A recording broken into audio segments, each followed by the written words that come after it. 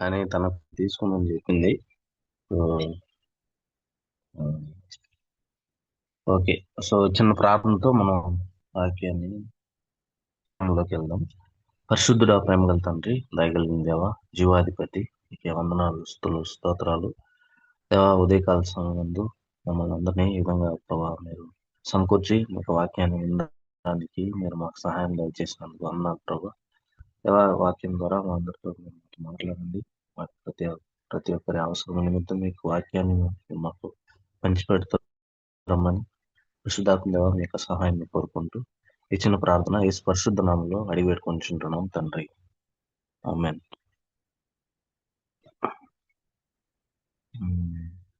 ఇక్కడ మార్కు సువార్త 3వ అధ్యాయం ఆల్రెడీ వాక్యం చదివి వినిపించారు. మరొకసారి నేను చదువుతాను. ఆయన కొండ ఎక్కి తనకిష్టమైన వారిని పిలువగా వారు ఆయన యొద్దకు వచ్చిరి. వారు తనతో కూడా ఉన్నట్లును దయ్యములను వెలగొట్టు అధికారం గలవారై సువార్త ప్రకటించుటకును వారిని పంపవలనని ఆయన 12 మందిని నియమించెను. ఇక్కడ యేసుక్రీస్తు ప్రభువారు ఆయన వారి యొక్క శిష్యుల్ని పిలుస్తా ఉన్నారు. తనకిష్టమైన వారిని తన యొద్దకు పిలుచుకుని, ఓకేనా, ఆయన ఏం చెప్తున్నాడు ఇక్కడ మనకు ఈరోజు మనకు ఇచ్చిన అంశం ఏంటంటే పవర్ అండ్ అథారిటీ, శక్తి అధికారం గురించి మనకు అన్నమాట. సో ఇక్కడ మనం చూసుకున్నట్లయితే ఉమ్, మార్కు సువార్త 1వ అధ్యాయంలోనే, మార్కు సువార్త 1వ అధ్యాయం ఇక్కడ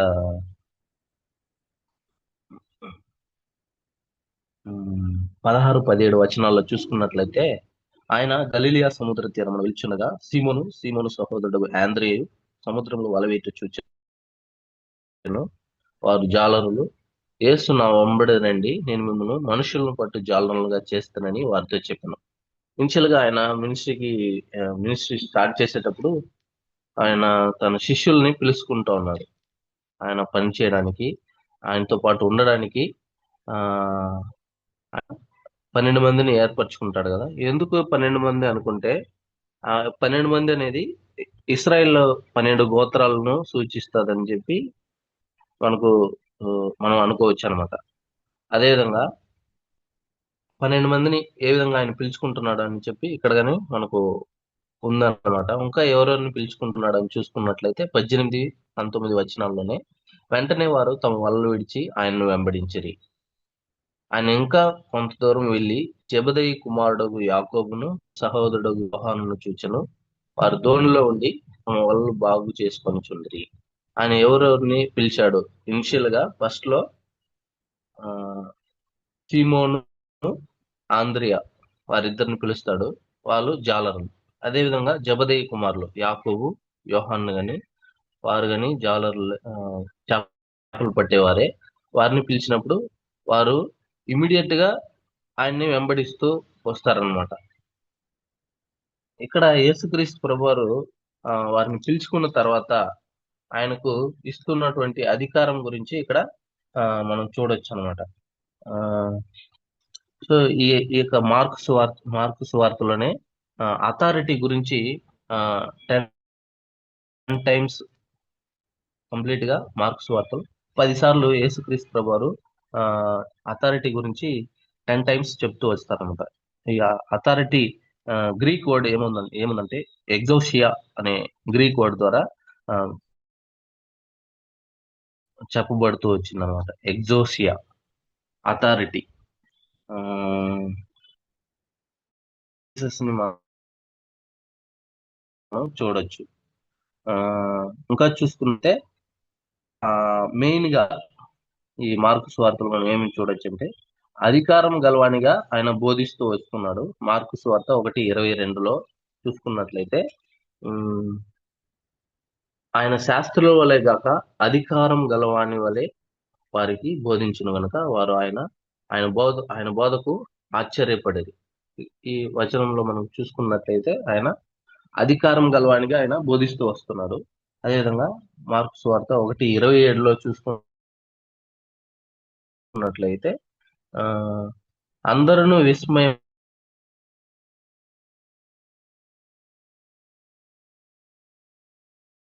ఇక్కడ చూసుకున్నట్లయితే అపవిత్ర ఆత్మల మీద ఆయనకు అధికారం ఉంది. మార్క్స్ వార్త 2:10 లో అలాగే చూసుకున్నట్లయితే పాపమును పరిహరించుటకని ఆయనకు అధికారం ఇవ్వబడింది. మార్క్స్ వార్త 2:10లో అయితే పాపములు క్షమించుటకు భూమి మీద మనుష్య కుమారునికి అధికారం కలదని మీరు తెలుసుకునవలనని వారితో చెప్పి, సో వేరే మీద యేసుక్రీస్తు అది ఉందని మనం చూసుకోవచ్చు. అదే విధంగా ఆయన శిష్యులకు అధికారం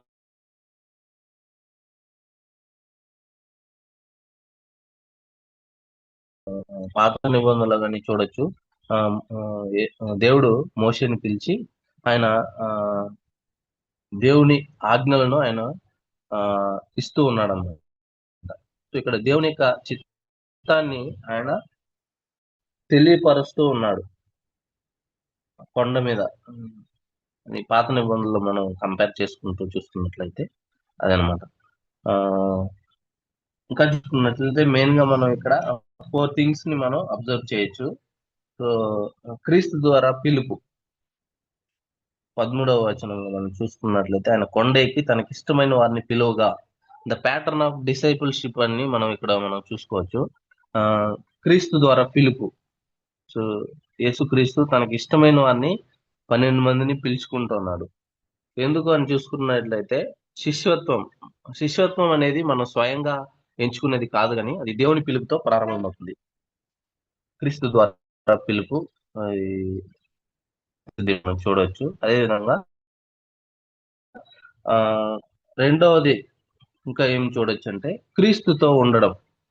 సో ఆయన బోధనలు నేర్చుకోవడం. సో యేసుక్రీస్తు ప్రభువారు ఎందుకు వారి శిష్యులను పిలుచుకుంటాడంటే ఆయనతో కూడా ఉండాలని, ఆయన బోధనలు నేర్చుకోవాలని, ఆయన జీవన విధానాన్ని చూడడం, ఆత్మీయ సంబంధం కలిగి ఉండడం కోసం సో యేసుక్రీస్తు ప్రభువారిని ఆ 12 మందిని పిలుచుకున్నట్లు మనం చూస్తున్నాం.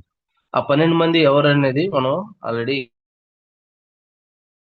ఇక్కడ 16వ వచనం నుంచి చూడొచ్చు అనమాట. పేతురు అనబడిన సీమను, జబదేయి కుమారులు యాకోబు, యోహాను, వారి పేరు బోయనెర్గెస్ అని పేరు. బోయనెర్గెస్ అంటే దానికి అర్థం ఉంది, ఉరిమెడు అని అర్థం ఉంది. ఆంద్రియా, ఫిలిప్పు, బర్తలోమయి, మత్తయి, తోమా, అల్ఫై కుమారుడు యాకోబు, తద్దయి, కనానీయుడైన సిమోను, ఆయన అప్పగించిన ఇస్కరియోతు యూదా అని 12 మందిని ఆయన మనం ఏర్పరచుకున్నట్టు చూస్తాం అన్నమాట. అదేవిధంగా సేవకు ముందు క్రీస్తుతో సంబంధం కలిగి ఉండాలని చెప్పి యేసుక్రీస్తు ప్రభువారు ఆ 12 మందిని ఆయన ఏర్పరచుకుంటూ వచ్చాడనమాట. అదేవిధంగా ఆయన మూడో విషయం మనం ఏం చూసుకోవచ్చు అంటే క్రీస్తు ఉన్నాడు. మొదట ఆయన పిలుస్తూ ఉన్నాడు. రెండవది ఆయనతో పాటు ఉండాలని ఆయన తన శిష్యుల్ని ఏర్పరచుకుంటూ ఉన్నాడు. మూడవది వచ్చి క్రీస్తు ఆయన సెండ్ చేస్తూ ఉన్నాడు, ఆయన పంపిస్తూ ఉన్నాడు ఇతర ప్లేసెస్ కి. వారిని తన మినిస్ట్రీలో ఆయన వాడుకుంటూ రావడానికి ఆయన ఇష్టపడతా ఉన్నాడు అనమాట. ఆయన అనేక ప్లేసెస్ కి వారి శిష్యుల్ని పంపిస్తా ఉన్నాడు. మీరు వెళ్ళి నా పరిచర్య చేయండి, అనేకుల్ని మీరు స్వస్థపరచండి, దెయ్యములను వెళ్ళగొట్టే అధికారం ఇక్కడ వారికి ఇస్తా ఉన్నాడు అనమాట. అదేవిధంగా ఇంకా 4వ విషయంగా మనం చూసుకున్నట్లయితే ఇక్కడ శిష్యులు సువార్తను ప్రకటించి దేవుని రాజ్యాన్ని తెలియజేయాలని ఆయన ఆయన పంపిస్తూ ఉన్నాడు అనమాట 12 మంది శిష్యుల్ని. ఇంకా 4వ విషయంగా మనం చూసుకున్నట్లయితే ఆయన యొక్క శక్తిని, ఆయన యొక్క అధికారాన్ని ఇక్కడ ఇస్తా వస్తున్నాడు. ఆయనకి ఏదైతే అధికారం ఉందో, ఆయనకు ఇంతకుముందు చూసుకున్నట్లయితే ఆయనకి బోధించను, అపవిత్ర ఆత్మల మీద అధికారం ఉంది, పాపమును పరిహరించడానికి అధికారం, ఆ అధికారాన్ని ఆయన శిష్యులకు ఇస్తూ ఉన్నాడు అనమాట. క్రీస్తు శక్తిని ఇక్కడ ఇస్తూ పంపిస్తా ఉన్నాడు. యేసు వారికి అపవిత్రాత్మలను వెలగొట్టే అధికారాన్ని ఇక్కడ ఇస్తూ ఉన్నాడు అనమాట. ఆయన యొక్క పరిచర్య చేయడానికి, సేవ చేయడానికి ఆ యొక్క శక్తి, అధికారాన్ని ఇస్తూ ఇక్కడ పంపిస్తూ ఉన్నట్టు మనం చూసుకోవచ్చు. ఆ అదేవిధంగా మనం చూసుకున్నట్లయితే ఆ మార్కు సువార్త 6వ అధ్యాయంలో మనం ఒకసారి చూసుకున్నట్లయితే 6వ అధ్యాయము 7వ వచనం. ఆయన 12 శిష్యులను తన ఎదుకు పిలిచి వారిని ఇద్దరిద్దరినిగా పంపుచు అపవిత్రాత్మల మీద వారి అధికారం ఇచ్చి ప్రయాణం కొరకు చేతి కర్రను తప్ప రొట్టెనైనను జాలనైనను సంచిలో సొమ్మునైనను తీసుకొనక చెప్పులు తొడుక్కొనుడనియు రెండంగిలు వేసుకొని వద్దనియు వారికి ఆజ్ఞాపించెను. ఇక్కడ మనం చూసుకున్నట్లయితే యేసుక్రీస్తు ప్రభువారు ఆ 12 మంది శిష్యుల్ని ఇద్దరినిగా పంపిస్తూ ఆయన అధికారం ఇస్తూ పంపిస్తానన్నమాట. ఏం అధికారము? అపవిత్ర ఆత్మ మీద అధికారం ఇచ్చి మీరు విలేజెస్ కి వెళ్ళండి. విలేజెస్ కి వెళ్ళి మీరు ఎక్కడ ఏమి తీసుకోవద్దు, కానీ ప్రయాణం కొరకు చేతి తప్ప రొట్టెనైనా జాలనైనా మీ సంచులు ఏమీ వద్దు, ఏమీ తీసుకోకుండా మీరు వెళ్ళండి అని చెప్పి ఆయన పంపిస్తా ఉన్నాడు. ఆయన పంపించినప్పుడు మీరు ఏదైతే ఒక ఇంటికి వెళ్ళి మీకు శుభమని చెప్పి వారు అలో చేస్తే మీరు ఉండండి, లేకపోతే ఏం చెప్తా ఉన్నాడు? ఆ మీ పాదముల క్రింద దులిపివేయడి అని చెప్పి చెప్తా ఉన్నాడు. అదేవిధంగా ఆ కాగా వారు బయలుదేరి మారుమనసు పొందవాలని ప్రకటించుచు అనేక దయ్యములు వెలగొట్టుచు నూనె రాచి అనేకులకు రోగులను స్వస్థపరచుచుండిరి. ఇక్కడ చూడండి, యేసుక్రీస్తు ప్రభువారు ఆ యొక్క శిష్యుల్ని పంపుతా అధికారం ఇచ్చే పంపుతా ఉన్నాడు.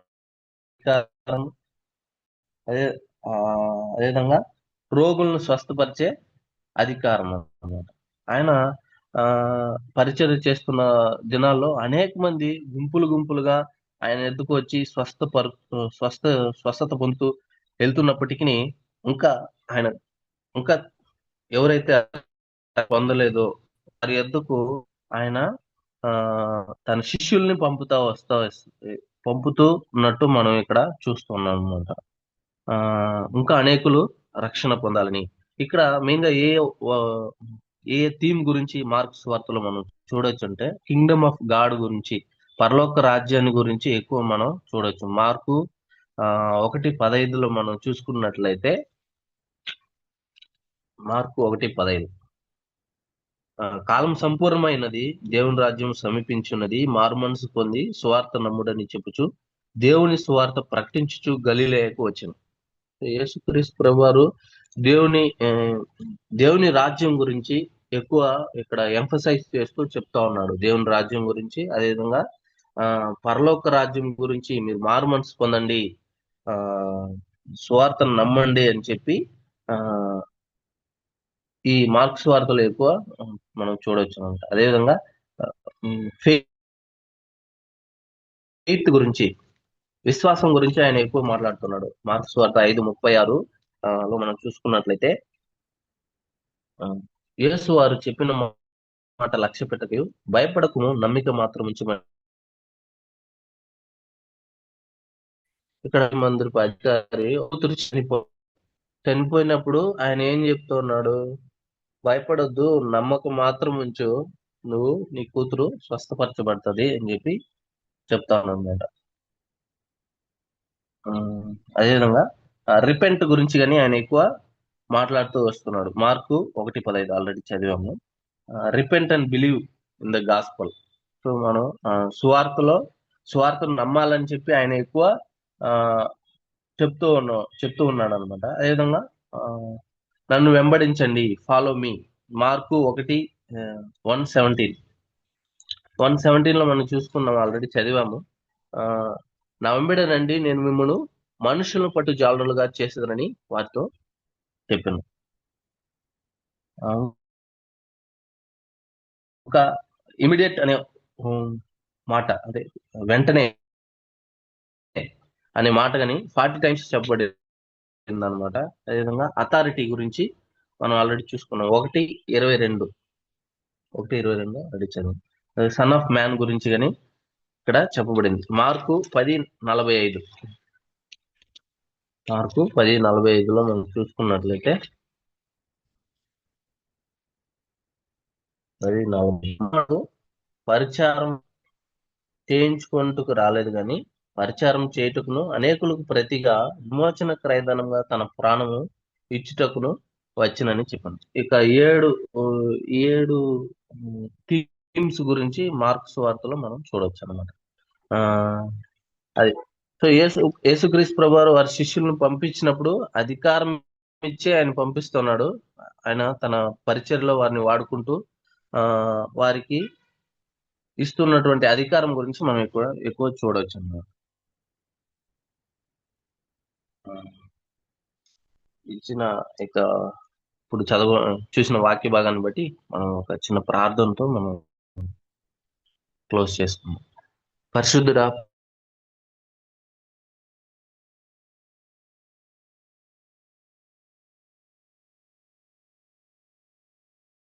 ఆత్మ నుంచి విడిపించే అధికారాన్ని మీరు వారికి ఇస్తూ వచ్చారు. అవును దేవా, అనేక మందికి ప్రభా అనేక మంది అనేక విలేజెస్ లో వాళ్ళని పంపిస్తూ వారిని ప్రభా నీకు స్వార్థ పరిచయలో వారిని మీరు వాడుకుంటూ వచ్చిన విధానాన్ని బట్టి నీకు వందనాలు.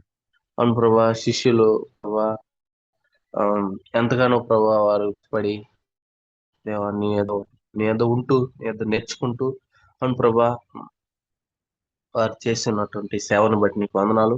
దేవా, ఈ యొక్క 12 మంది ద్వారా ప్రభా మీరు ప్రపంచ స్వార్థీకరణ ప్రభా మీరు మేము చేసినట్టు మేము చూస్తున్నాం. 12 మంది శిష్యులు అనేక దేశాలకు ప్రభా నీకు సువార్తను తీసుకొని వెళ్ళారు. దేవా, అపొస్తలుడైన తోమ ప్రభా మా దేశానికి రావడానికి మీరు సహాయం దయచేశారు. ఫస్ట్ సెంచరీలోనే మా దేశంలో సువార్త స్టార్ట్ అయింది. అందుని బట్టి నీకు వందనాలు. అవును ప్రభు, అనేక మంది శిష్యుల్ని మీరు వాడుకుంటూ వారి ద్వారా జరిగించిన పరిచయను బట్టి నీకు వందనాలు. దేవా, మా జీవితాల పట్ల మీకున్న ఉద్దేశాలను బట్టి నీకు వందనాలు. దేవా, మేమును ప్రభా మీకు పిలుపుకు లోబడి దేవా మీ యొక్క చిత్తాన్ని నెరవేర్చే బిడ్డలుగా మీరు మమ్మల్ని చేస్తూ రమ్మని ఇంతవరకు కాచి కాపాడి భద్రపరిచినందుకే నమ్మని స్తుతిస్తూ కనపరుస్తుంటున్నాం ప్రభా. ఇప్పుడు కూడి వచ్చిన ప్రతి ఒక్కరిని బట్టి నీకు వందనాలు. వారు చేస్తున్న చేతి పనిని మీరు దీవించండి. ప్రతి ఒక్కరిని ప్రభా నా మహిమను వాడుకుంటూ రమ్మని సమస్త ఘనత మహిమ ప్రభావాలు నీకే ఆరోపిస్తూ ఈ చిన్న ప్రార్థన యేసు పరిశుద్ధ నామంలో అడిగి వేడుకొంచుంటున్నాం తండ్రి.